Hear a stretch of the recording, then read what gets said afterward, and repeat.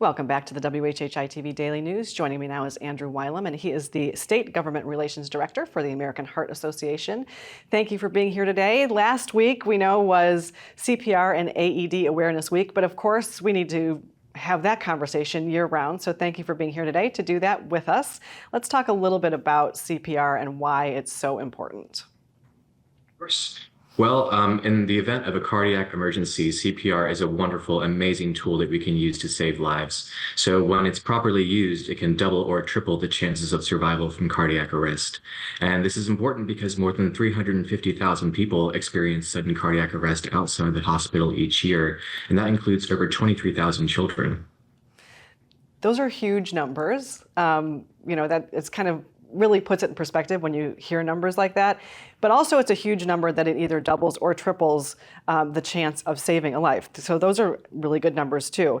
So let's talk, there's two steps that you wanted to share with us about what to do if you find yourself in a situation where you need to help save a life. Well, the first step is probably the most important, and that is to call 911 immediately. And once you've done that, you want to push hard and fast in the center of the chest until help arrives or an AED is available to use. And so through the years, CPR has changed from doing mouth-to-mouth, doing compressions, and now it's really just the compressions. How does somebody make sure that they are trained and doing it properly according to the guidelines right now?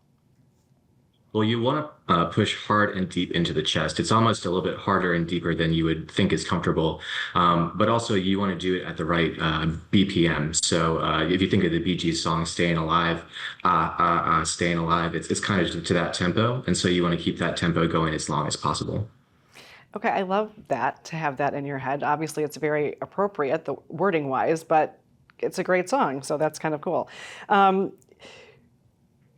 If an AED is available, how does a person know how to use that properly? Because obviously that's a huge tool to have, and we see them around in public places. But if you've never used one, how do you know what to do? It's really great if someone has the opportunity to get trained in how to use an AED to take that opportunity. But if you don't have training, you can still use one successfully. And the unit itself will actually have instructions that it will speak aloud to you that you can follow along to. Okay. And it'll have some visual diagrams on the device to show you where you should place the pads. And when the time is right to press the button to discharge the device, it will give you that verbal instruction. So it's very, very difficult to mess up.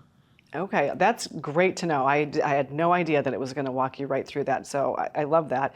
And you also wanted to talk about having a strong plan in place so that, again, if you're finding yourselves in these situations, you know what you're doing. What does a strong plan look like? Yeah, so a cardiac emergency response plan is what we refer to, and that ensures that people are prepared to take action to save a life if they witness a cardiac emergency. And the important part of that is knowing where the nearest AED is and knowing who's going to be responsible for doing what in that situation. So knowing who's going to call 911, who's going to go fetch the AED, who's going to start CPR. Those are the really important components that we want to make sure are in place for these circumstances.